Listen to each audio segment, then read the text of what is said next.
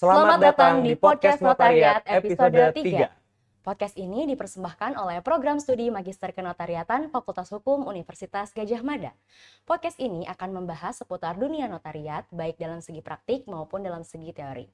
Sebelumnya, perkenalkan saya Zahra Aulia, mahasiswa Magister Kenotariatan Angkatan 2023, dan rekan saya Arif Sahata, mahasiswa Magister Kenotariatan Angkatan 2022, yang akan menemani Sobat Notariat dalam podcast kali ini. Nah, pada kesempatan kali ini, kita telah kehadiran Ibu Dr. Nini Darmini SHM Hum selaku narasumber kita pada kesempatan kali ini. Beliau merupakan dosen dari Departemen Hukum Perdata di Fakultas Hukum Universitas Gadjah Mada, serta membidangi hukum perjanjian, hukum jaminan, hukum keluarga dan harta perkawinan di Magister Kenotariatan Fakultas Hukum Universitas Gadjah Mada. Bagaimana Ibu kabarnya? Baik? Alhamdulillah, baik. Pada episode sebelumnya, kita sudah membahas mengenai profesi notaris dalam praktiknya.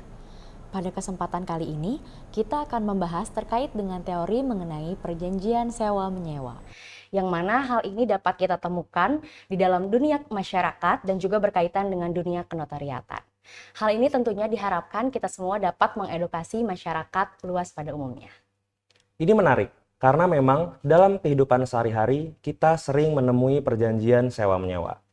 Dan kita sebagai calon notaris tentunya harus memahami secara komprehensif mengenai sewa-menyewa.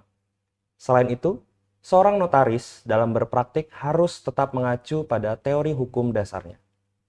Untuk itu, bisa kita gali lebih dalam lagi langsung dari pakarnya mengenai perjanjian sewa-menyewa. Sobat Notariat pastinya sudah penasaran.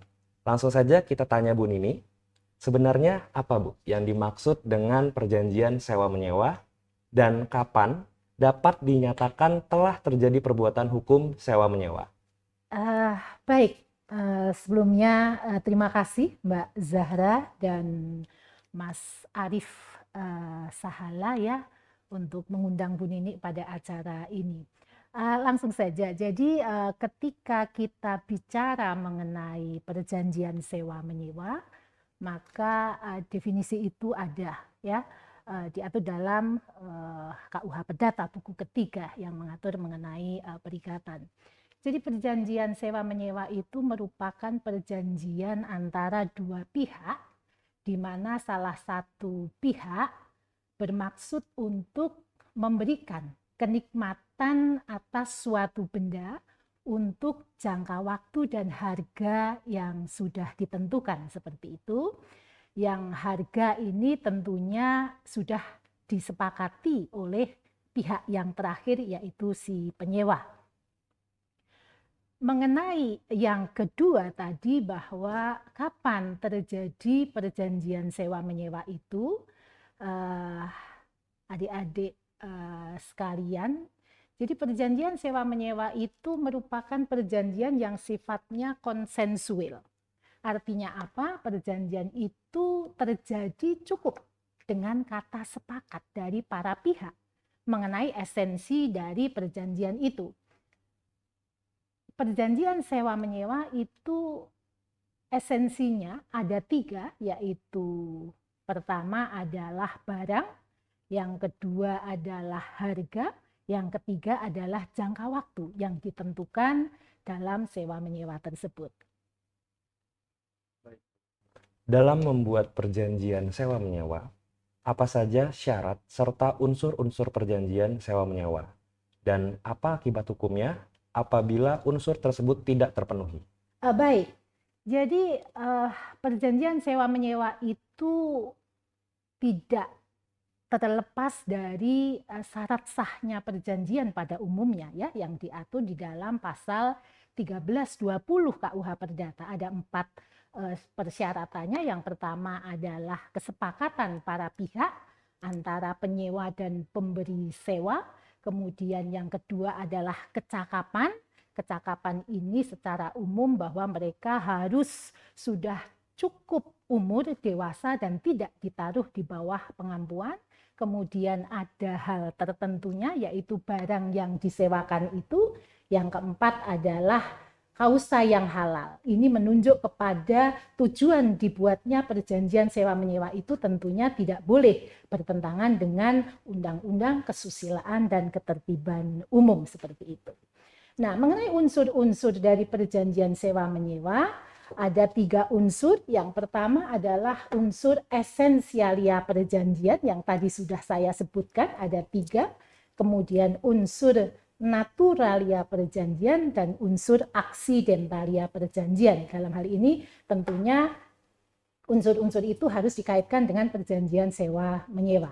Salah satu contoh dari naturalia perjanjian dalam perjanjian sewa menyewa adalah bahwa benda yang disewakan itu, misalkan kita yang disewakan adalah rumah, maka harus diasumsikan dalam keadaan kosong gitu. Kemudian aksidentalia itu bisa berupa tata cara pembayaran, apakah tunai, apakah termin, seperti itu bisa diperjanjikan. Tadi Ibu kan telah membahas ya terkait dengan unsur-unsur di dalam perjanjian sewa menyewa. Salah satunya itu unsur esensialia ya Bu, yang termasuk di dalamnya adalah jangka waktu. Berkenaan dengan jangka waktu ini Bu, boleh nggak sih kalau misalkan sewa menyewa itu dilakukan dalam jangka waktu seumur hidup? Oke. Perjanjian sewa menyewa pada prinsipnya tidak diperbolehkan untuk dibuat seumur hidup tadi. Harus ada jangka waktu yang tertentu. Mengapa demikian? Supaya perjanjian sewa menyewa ini nantinya tidak artinya tidak confuse, tidak diartikan itu sebagai perjanjian jual beli. Kalau kita bicara mengenai perjanjian jual beli, esensinya itu ada 2, harga dan barang, karena ditujukan untuk mengalihkan hak milik, ada levering di situ. Tapi kalau perjanjian sewa menyewa tidak, tujuannya tidak untuk levering, tapi memberikan kenikmatan penggunaan barang. Pemberian kenikmatan penggunaan barang itu memang ada penyerahan, tapi tidak dalam rangka levering. Oleh karenanya itu, sewa menyewa yang seumur hidup itu dilarang, tidak diperbolehkan. Karena esensinya setelah selesai dari perjanjian sewa menyewa itu, ada kewajiban dari penyewa ini untuk mengembalikan benda itu kepada pemberi sewa atau orang yang memiliki benda tersebut. Iya Bu, ini kan termasuk perjanjian ya Bu yang menimbulkan hak dan kewajiban juga. Kiranya apa saja Bu hak serta kewajiban di antara para pihak? Dan siapa Bu yang berhak melakukan perbaikan atau renovasi atas objek sewa tersebut? Baik, jadi dalam perjanjian sewa menyewa ada 2 pihak Mbak ya. Yang pertama adalah pemberi sewa atau pemilik benda. Yang kedua adalah penyewa. Masing-masing mempunyai hak dan kewajiban yang itu bertimbal balik. Jadi kewajibannya pemberi sewa adalah haknya dari penyewa. Haknya pemberi sewa adalah kewajibannya dari penyewa. Saya akan mulai dari kewajiban pemberi sewa dulu, pemilik gedung gitu ya, misalnya pemilik rumah gitu. Jadi pemilik rumah mempunyai kewajiban yang pertama itu menyerahkan benda yang disewanya itu kepada penyewa. Kemudian pemilik gedung atau pemberi sewa itu berkewajiban untuk menyerahkan benda itu dalam kondisi baik. Jadi pemeliharaan itu dilakukan oleh pemberi sewa. Kemudian yang ketiga, pemberi sewa itu harus menjamin kenikmatan tentram dari orang yang sudah menyewa itu. Jangan sampai perjanjian sewa menyewa diadakan 1 tahun, pada bulan ke-6 setengah tahun ada pihak ketiga yang mengambil benda itu. Gitu. Itu dijaga supaya pemberi sewa itu menikmati benda yang disewanya itu dengan tentram, dengan damai seperti itu. Nah, kemudian kewajiban dari penyewa. Penyewa mempunyai kewajiban utamanya adalah melakukan pembayaran terhadap harga sewa. Nah, yang kedua, penyewa juga berkewajiban untuk merawat, dalam artian merawat benda yang disewanya itu dengan baik. Artinya ya kalau rumah itu dijaga kebersihannya. Kemudian kalau ada hal-hal yang terkait dengan benda itu, kemudian dia melaporkan kepada si pemberi sewa, seperti itu. Ya. Nah, tadi ditanyakan juga kalau ada perbaikan ya, perbaikan mengenai benda objek sewa menyewa ini, siapa yang bertanggung jawab? Perbaikan benda yang disewakan itu ada ini pembagiannya ada dua lah ya. Yang pertama pembagian perbaikan yang sifatnya itu struktur besar, biayanya banyak seperti itu. Nah, ini tentu saja menjadi tanggung jawab pemilik benda atau orang yang menyewakan itu. Kemudian Bu, itu ada perbaikan-perbaikan yang diakibatkan rusak karena pemakaian.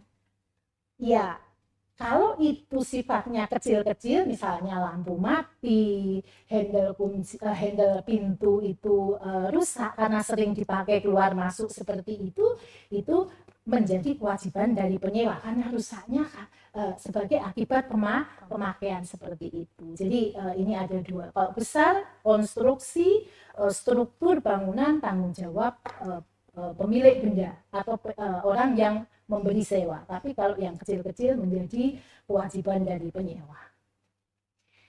Baik, ini masih berkaitan ya Bu, terkait dengan hak dan kewajiban para pihak.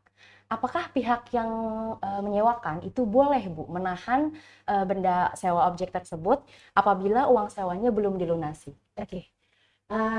Jadi di dalam buku ketiga KUH Perdata yang mengatur mengenai perjanjian sewa menyewa itu ada yang namanya hak retensi, ya, hak menahan barang. Jadi memang diperbolehkan, utamanya mereka yang menyewa rumah tinggal. Nah, ada ketentuan bahwa mereka yang menyewa rumah tinggal mempunyai kewajiban dasar gitu ya, memenuhi rumah itu dengan furniture ya pokok lah ya. Kalau rumah itu ada kursinya, ada mejanya, ada tempat tidurnya, kemudian ada almarinya, itu ada maksudnya ketentuan itu. Maksudnya apa? Ketika penyewa itu karena sesuatu hal itu dia pergi, tetapi dia masih punya kewajiban membayar uang sewa, maka ada perlindungan bagi pemilik barang ini, pemilik rumah ini untuk mengambil pelunasan dari uang sewanya itu dengan cara menjual. Ya, menjual benda-benda yang tadi ditinggalkan itu. Jadi pemilik mempunyai hak retensi, hak menahan. Untuk apa? Untuk mengambil pelunasan biaya sewa seperti itu. Baik Bu, tadi sudah membahas tentang hak dan kewajiban dari pihak yang menyewakan maupun si penyewa. Ya. Dalam hal ini, ketika para pihak dalam sewa menyewa tidak melaksanakan hak dan kewajibannya sebagaimana dalam perjanjian, apakah dapat dilakukan upaya hukum berupa gugatan wan prestasi? Lalu apa saja yang menjadi pokok permohonannya? Apakah hanya diganti rugi dan terdapat sanksi lainnya? Baik, jadi ya tidak hanya di dalam perjanjian sewa menyewa ya, semua perjanjian yang diatur dalam buku ketiga KUH Perdata seperti jual beli, sewa menyewa, pinjam pakai dan lain sebagainya. Maaf untuk yang pinjam pakai ini saya singkirkan terlebih dahulu. Kenapa? Karena dia mempunyai karakteristik yang tersendiri. Kita bicara mengenai perjanjian yang kontra prestasinya itu hampir-hampir seimbang seperti itu ya, seperti jual beli, sewa menyewa. Nah, di dalam perjanjian sewa menyewa itu di dalamnya muncul apa yang namanya hubungan hukum. Nah, hubungan hukum itu konkretnya adalah adanya hak dan kewajiban. Para pihak mempunyai hak dan kewajiban. Dalam perjanjian sewa menyewa itu haknya pemilik gedung merupakan kewajibannya dari penyewa dan sebaliknya seperti itu. Jadi masing-masing pihak itu mempunyai kewajiban untuk dilaksanakan karena itu merupakan hak pihak lainnya. Nah, Jika dalam kondisi para pihak atau salah satu atau kedua belah pihak, karena one prestasi bisa dilakukan baik salah satu atau keduanya gitu, itu tidak melakukan apa yang seharusnya dia lakukan, maka ini namanya one prestasi gitu. One prestasinya apa? Upaya hukumnya ya biasanya tidak langsung melakukan gugatan gitu kan, tetapi ada cara-cara di luar litigasi ya, non litigasi dengan musyawarah mufakat, dengan mediasi dan lain sebagainya. Nah, kalau itu tidak bisa, ya bisa memilih yang namanya litigasi. Jadi prinsipnya kalau ada one prestasi, kalau tadi ditanya bisa digugat apa tidak, ya pasti bisa gitu ya, pasti bisa. Nah, perkaranya apakah gugatan itu akan menang dan tidak, itu kan nanti tergantung pada pembuktian di pengadilan seperti itu. Ya. Oke, selanjutnya tadi mengenai apa saja sih yang dapat artinya apa saja yang dapat dituntut di dalam gugatan one prestasi itu, apakah hanya ganti rugi saja atau ada sanksi yang lain seperti itu. Kalau untuk sanksi yang lain, saya kira ini ya tidak ada ya, tetapi bahwa dalam ganti rugi itu kan luas ya, ada 3 unsur di situ, ada rugi, biaya dan bunga, dan itu bisa saya kira sudah cukup untuk akumulasi dari biaya rugi dan bunga itu cukup untuk mengganti kerugian pihak-pihak yang dirugikan seperti itu. Baik Ibu, dari yang sudah kita pahami, perjanjian sewa menyewa dapat dibuat dengan akta otentik ataupun diperbolehkan secara lisan dan dapat dibuat di bawah tangan. Nah, apa Bu kekurangan dan kelebihannya? Oke, baik. Jadi yang namanya perjanjian sewa menyewa ini kan sifatnya konsensual. Jadi bisa dilakukan secara lisan, bisa dibuat juga secara tertulis seperti itu. Nah, tapi saya tidak menganjurkan untuk dibuat secara lisan. Mengapa? Karena yang namanya perjanjian sewa menyewa itu prestasinya tidak spontan. Lain halnya kalau yang prestasinya spontan, misalkan jual beli ya, beli kue dibayar, barang langsung diberikan, tidak perlu tertulis. Tapi kalau perjanjian sewa menyewa itu prestasinya tidak spontan, bahkan ada yang jangka waktunya itu bertahun-tahun seperti itu. Nah, kalau jangka waktunya bertahun-tahun, potensi di dalamnya itu akan muncul ada yang tidak melaksanakan kewajibannya, membayar uang sewa terlambat dan lain sebagainya. Oleh karenanya itu minimal perjanjian sewa menyewa itu harus dilakukan secara tertulis minimal. Di bawah tangan boleh, akte otentik bagus gitu ya. Cuman ya akte otentik itu lihat juga, karena kan akte otentik ada biayanya ya. Jadi harus ini harus dibuat akte otentik karena nilainya tinggi, resikonya besar, itu baru kita memikir akte otentik. Kalau enggak cukup di bawah tangan saja gitu. Ini kita kan mahasiswa Bu. Ya. Mayoritas mahasiswa ngekos dan ada yang menyewa apartemen, menyewa rumah. Itu kan tidak ada perjanjian sewa menyewa secara tertulis maupun saksi. Bagaimana pandangan Ibu terkait hal itu? Apalagi tadi kita membahas tentang bagaimana perjanjian sewa menyewa itu dibuat gitu Bu. Ya. Jadi lazim memang ya, sejak saya dulu itu mahasiswa tahun 88 itu ya kos itu ya nggak pakai perjanjian tertulis. Bu, saya kos per bulan sekian, kemudian saya 3 bulan dan lain sebagainya, langsung masuk saja gitu. Jadi perkembangannya, jadi ini kan kos itu kan sekarang ada yang kos yang level-level gitu ya. Nah, ada level menengah ke bawah, ada level yang tinggi lah, misalkan ada segala fasilitas ada dan lain sebagainya. Kalau menurut saya itu ya sebaiknya dibuat secara tertulis. Mengapa? Ada jelas hak dan kewajiban dari masing-masing pihak di situ, seperti itu. Saya tekankan lagi, sewa menyewa itu tidak spontan, jadi waktunya cukup lama, sehingga bisa terjadi hal-hal yang mungkin tidak diinginkan oleh para pihak di sana. Kalau terjadi hal-hal yang tidak diinginkan, maka masing-masing pihak ini akan bisa menggunakan perjanjian tadi yang sifatnya tertulis tadi untuk menyelesaikan masalah yang mereka hadapi, seperti itu. Masih berkenaan dengan tadi Bu, yang kerap kali terjadi di masyarakat, misal contohnya saya mengekos gitu ya Bu.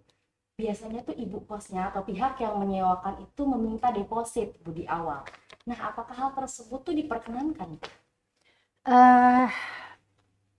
Baik, jadi ini yang perlu saya mintakan klarifikasi terlebih dulu. Deposit itu sebagai jaminan atau deposit itu sebagai bagian dari pembayaran sewa. Seperti misalkan saya kos misalkan 3 bulan, dia harus deposit misalnya 2 bulan, nanti yang bulan terakhir bisa sambil jalan. Atau deposit itu ditujukan untuk ya dia harus memberikan jaminan. Kadang-kadang kan ada, ini terutamanya di luar negeri sana, kalau yang namanya kos itu harus dia kasih deposit jaminan. Untuk apa? Misalnya kan ada ketentuan nggak boleh coret-coret gitu ya, nggak boleh pasang paku seperti itu. Jadi ketika si induk semangnya itu memerlukan jaminan, nanti ketika mahasiswa itu keluar kondisi masih tetap seperti ketika dia masuk. Kalau misalkan itu kondisinya tidak seperti yang dia harapkan ketika dia masuk, dia ada deposit ini untuk memperbaiki itu, gitu. Nah, itu diperbolehkan. Kemudian ketika yang tadi misalnya deposit itu pembayaran di muka 2 bulan dulu, nanti yang bulan ketiga itu sambil jalan, itu pun juga diperbolehkan. Jadi prinsipnya adik-adik sekalian, yang namanya kesepakatan di dalam perjanjian sewa menyewa itu, sepanjang para pihak menyetujui, sepanjang para pihak itu tidak keberatan, itu diperbolehkan gitu. Ini Bu, tadi kan Bu ini telah menjelaskan ya Bu terkait dengan bentuk-bentuk perjanjian sewa menyewa, bisa itu di akta di bawah tangan seperti yang layaknya terjadi, bisa juga menggunakan akta otentik.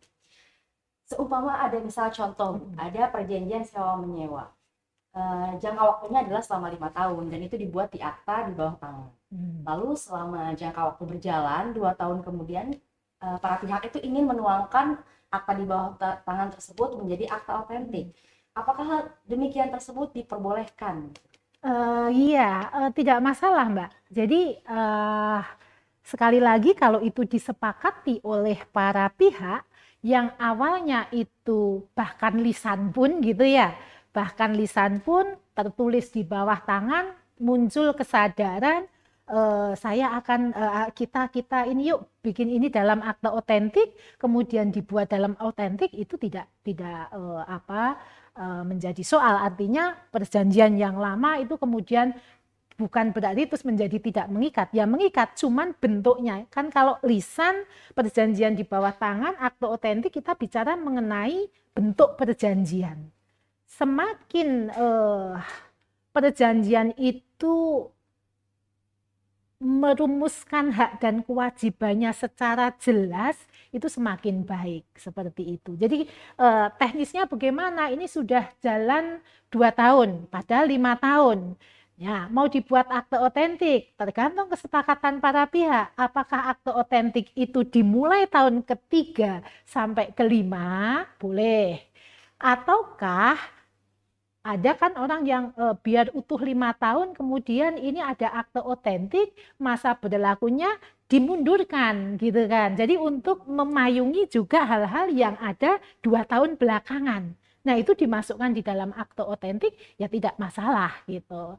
Nah, karena akte otentik yang kaitannya dengan perjanjian sewa menyewa itu kan partai akte, kesepakatan para pihak seperti itu. Jadi dimungkinkan, ya. Baik Bu, karena banyaknya opsi atau ya Bu, pilihan gitu dalam bentuk-bentuk perjanjian ini, kira-kira berarti ada kekurangan ataupun kelebihan gitu dari bentuk-bentuk perjanjian itu. Apakah kekurangan kelebihan dari masing-masing lisan, bentuk di bawah tangan maupun akta otentik gitu? Iya, jadi saya tidak bisa mengatakan kalau lisan itu buruk. Saya tidak bisa mengatakan kalau tertulis di bawah tangan itu juga tidak baik. Terus yang paling baik otentik itu enggak gitu. Jadi apa yang melatar belakangi kita itu memilih lisan, tertulis di bawah tangan, atau otentik itu pada yang namanya pertama prestasinya, spontan atau jangka panjang. Kemudian yang kedua adalah risikonya. Risikonya kecil, menengah, atau besar. Kalau prestasinya itu spontan, resiko kecil, lisan tidak masalah gitu. Tapi kalau resikonya sedang, kemudian kontra prestasi atau prestasinya tidak spontan, sebaiknya di bawah tangan gitu.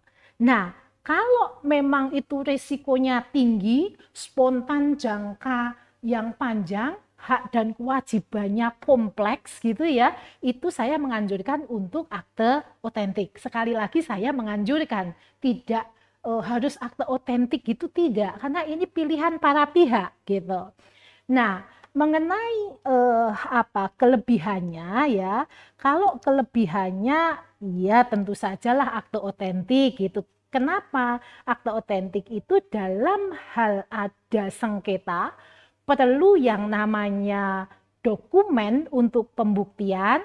Akte otentik itu juaranya. Mengapa? Dia mempunyai kekuatan pembuktian yang sempurna seperti itu. Kalau terjadi masalah, tapi kalau tidak terjadi masalah, saya katakan tadi prestasinya spontan, risiko rendah, ya lisan tidak masalah. Tertulis di bawah tangan juga tidak masalah. Di dalam kehidupan bermasyarakat ya Bu, seringkali kan terjadi Bu, kemungkinan yang ya bisa saja terjadi ketika melakukan perjanjian sewa menyewa. Apabila Bu, jangka waktu sewa menyewa itu belum berakhir, ternyata si penyewa ini memiliki kehendak untuk menyewakan objek sewa tersebut kepada pihak lain. Apakah hal tersebut diperbolehkan tidak? Jadi kembali kepada perjanjian sewa menyewa. Perjanjian sewa menyewa itu di dalamnya tentu ada yang namanya hak dan kewajiban para pihak. Pihak penyewa mempunyai hak untuk menikmati benda yang disewanya itu sampai waktu sewanya itu berakhir, itu prinsipnya, dan itu dilindungi oleh hukum. Sehingga kalau di dalam perjalanannya itu pihak pemilik rumah misalnya ya, pihak orang yang menyewakan itu mau menghentikan, kemudian menyewakan kepada orang lain, pada prinsipnya kalau si penyewa ini tidak menyetujui ya tidak diperbolehkan seperti itu. Kecuali si penyewa ini ya sudah mulai nggak nyaman di situ, gerah di situ, ada keinginan untuk mencari tempat yang lain, kemudian itu dikomunikasikan meskipun waktunya belum selesai, maka itu dimungkinkan pihak penyewa itu menyewakan kepada pihak yang lain, tetapi tentu ada hak-hak yang harus dikembalikan kepada si penyewa itu tadi. Tetapi kembali kepada prinsipnya, kalau penyewa itu tidak menyetujui maka harus dilindungi dan tidak boleh disewakan sampai masa sewanya itu berakhir, seperti itu. Baik Bu, dalam sewa menyewa tadi kan yang diberikan itu adalah kenikmatannya ya. Apabila si pihak yang menyewakan ini sudah sangat betah gitu di dalam rumah itu tersebut, sewa yang menyewa. ya, Oke. yang menyewakan itu sudah betah, dan kemudian dia beranggapan bahwa dia memiliki atas objek sewa tersebut dan dijadikan jaminan hutang di bank objek sewa tersebut. Apakah hal itu diperbolehkan? Oke, saya perlu klarifikasi terlebih dahulu. Jadi yang betah itu yang menyewakan atau yang menyewa? Si pihak yang menyewa. Si pihak yang menyewa udah betah sampai itu sense of belonging-nya itu kuat gitu ya. Nah, kemudian dia akan menjadikan itu sebagai jaminan gitu ya ke bank gitu. Betul. Iya, jadi ini beda jalur gitu ya.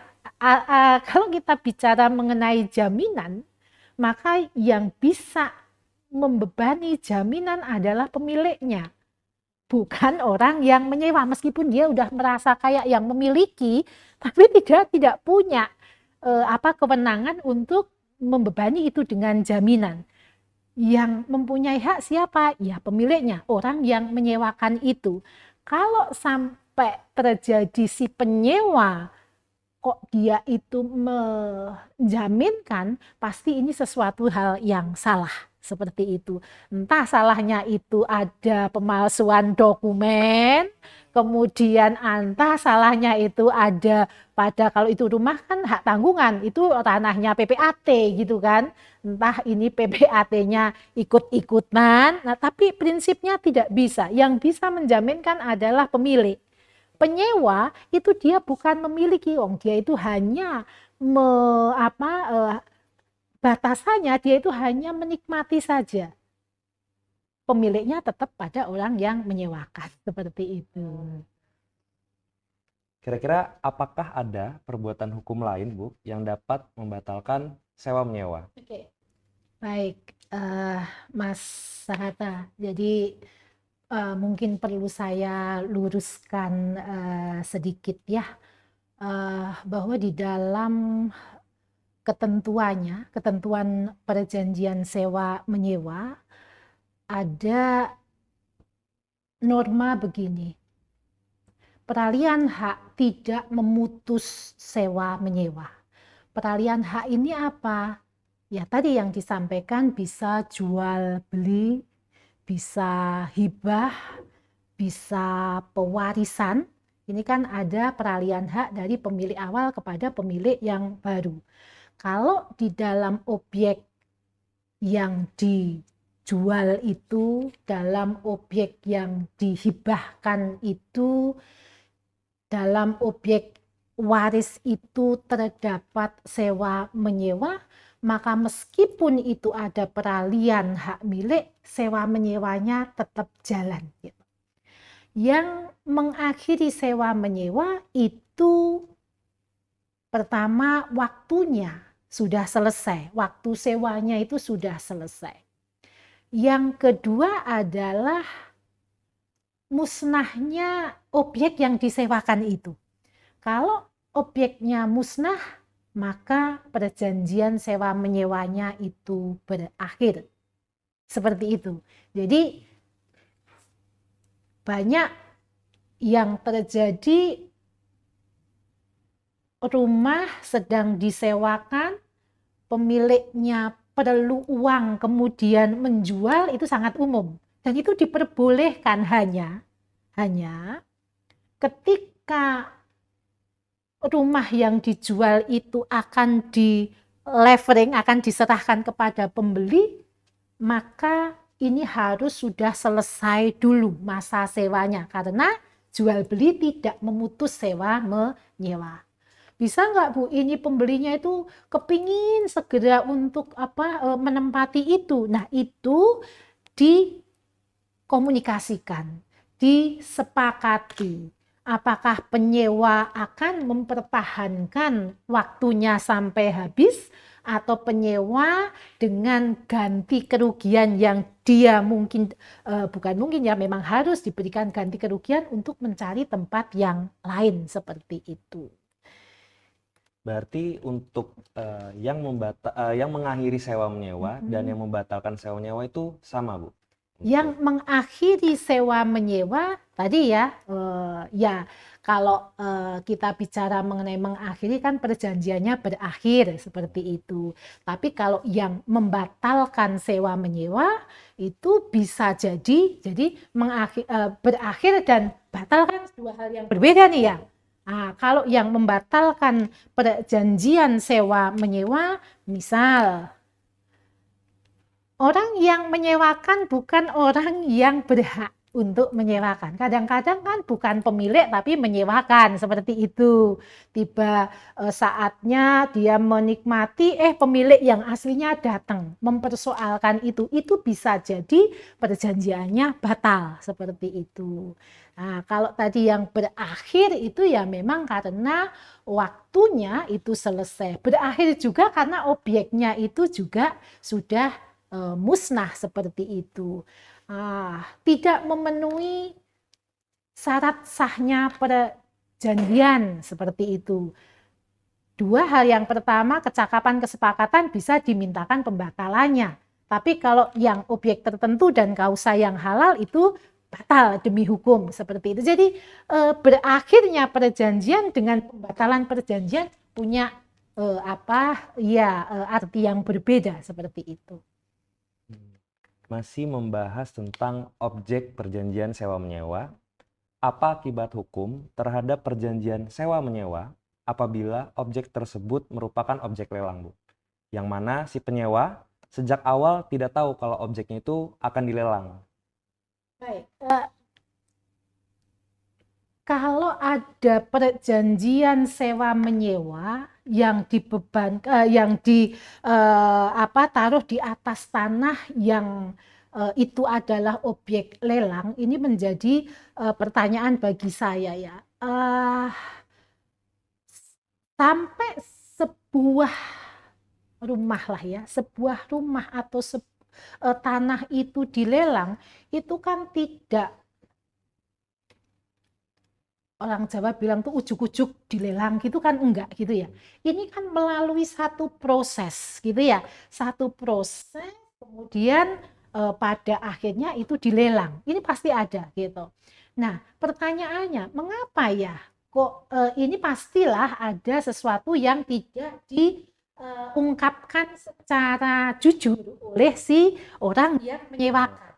Kalau orang penyewa itu tidak mengetahui, mungkin saja karena informasi yang diberikan oleh pemilik gedung itu, pemilik rumah itu tidak diberikan semua informasi secara transparan. Dia tidak mengatakan ini sudah menjadi objek lelang seperti itu.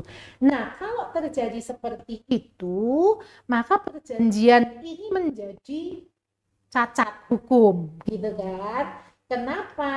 Ada yang namanya nggak tahu apakah itu nanti terkategori sebagai penipuan, ya kan? Karena ini objek lelang tapi disewakan seperti itu. Nah, kalau itu yang terjadi, maka saya katakan perjanjian sewa menyewa itu dapat dibatalkan karena tidak memenuhi syarat subjektif, bahwa kesepakatan yang diberikan oleh penyewa bahwa ya saya nyewa itu cacat.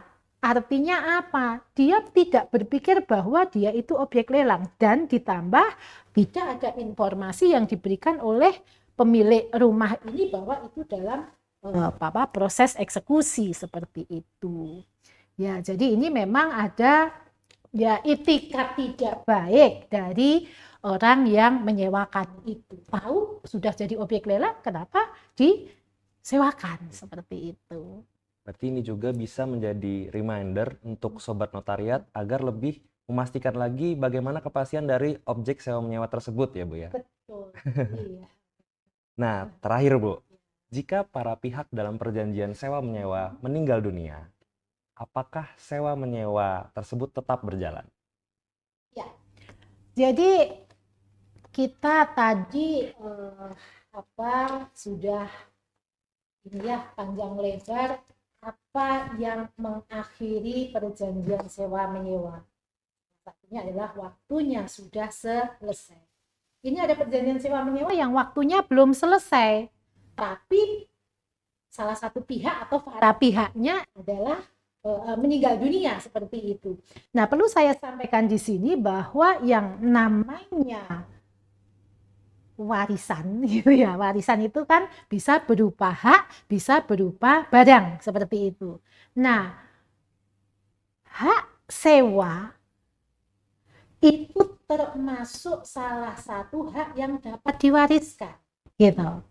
Jadi ketika nih ada pasangan keluarga, suaminya yang tanda tangan bikin perjanjian sewa menyewa, ada istri dan ada anaknya di situ, kemudian suaminya itu meninggal, hak sewa ini saya tanya istri dan anak-anaknya masih boleh nggak tinggal di situ?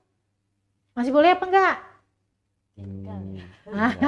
Ya harus Iya, boleh. harus boleh. Jadi anaknya dan istri-istrinya, anak dan istrinya itu akan mewarisi hak sewa itu. Jadi dengan meninggalnya suami nggak boleh pembeli sewa itu terus ayo pergi-pergi, nggak boleh karena itu warisan dari suaminya itu. Hak sewa bisa diwariskan. Demikian juga kalau yang meninggal itu adalah pemberi sewa.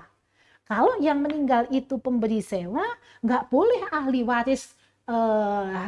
warisnya pemberi sewa itu kemudian mengusir istri dan ini ya, karena ini yang tanda tangan sudah meninggal berarti selesai, nggak begitu. Artinya warisan itu berupa hak dan barang, hak ini termasuk juga hak sewa tersebut gitu. Oke, terima kasih Bu Nini penjelasannya. Luar biasa penjelasan dari Bu Nini pada kesempatan kali ini. Banyak hal yang telah kita kupas tentunya mengenai perjanjian sewa menyewa, yang tentu harapannya dapat menambah wawasan mengenai perjanjian sewa menyewa. Semoga pembahasan kali ini dapat menjadi referensi bagi sobat notariat dalam membuat perjanjian sewa menyewa. Sebelum podcast ini berakhir, silakan Bu Nini dapat memberikan pesan-pesan kepada sobat notariat berkaitan dengan perjanjian sewa menyewa dan hal-hal yang perlu dicermati ketika sebelum membuat perjanjian sewa menyewa.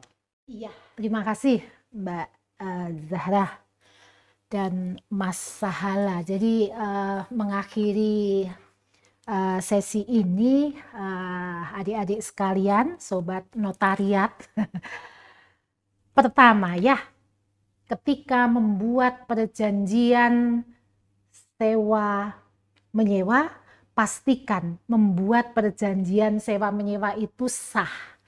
13-20 dipenuhi, keempat-empatnya itu dipenuhi gitu. Itu pertama. Kenapa? Karena kalau terjadi masalah ya, pertama yang dilihat adalah dokumen perjanjiannya. Akan dinilai apakah dokumen perjanjiannya itu sah apa tidak, seperti itu. Yang kedua, saya meskipun ya ada kebebasan untuk membuat perjanjian sewa menyewa itu lisan boleh, tertulis di bawah tangan boleh, akte otentik juga boleh, tapi saya tidak menyarankan untuk yang lisan. Mengapa?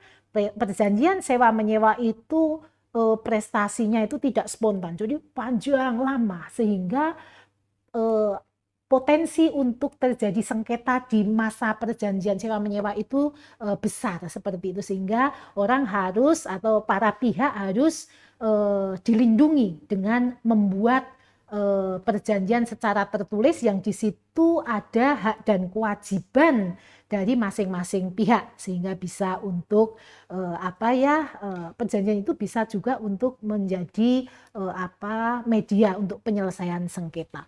Kemudian yang ketiga, membuat perjanjian dengan kalimat yang jelas, dengan kalimat yang tidak ambigu. Jadi ada ya kalimat yang multi tafsir gitu, ada ya. Nah itu sangat-sangat tidak saya sarankan untuk drafting perjanjian. Misalnya pembayaran dilakukan 2 termin. Nah ini akan potensi menjadi sengketanya tinggi.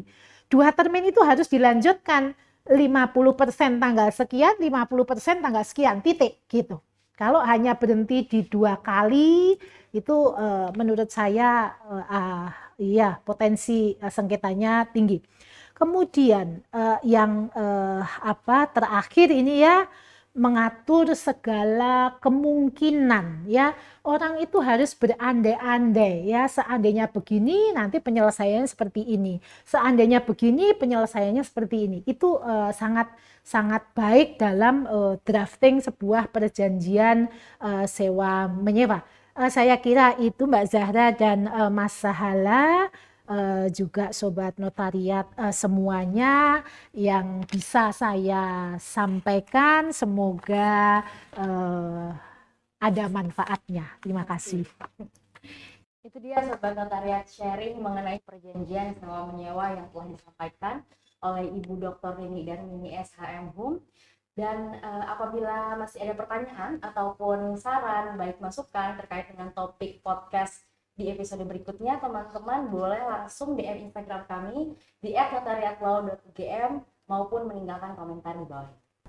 Sebelum menutup podcast ini, kami ucapkan terima kasih lagi pada Ibu Dr. Nini Darmini SHM Hum yang sudah hadir bersama kami sebagai narasumber pada podcast kali ini. Dan terima kasih juga untuk Sobat Notariat yang sudah menonton, semoga bermanfaat. Saya Sahata, Saya Zahra. pamit undur diri, sampai jumpa di podcast selanjutnya.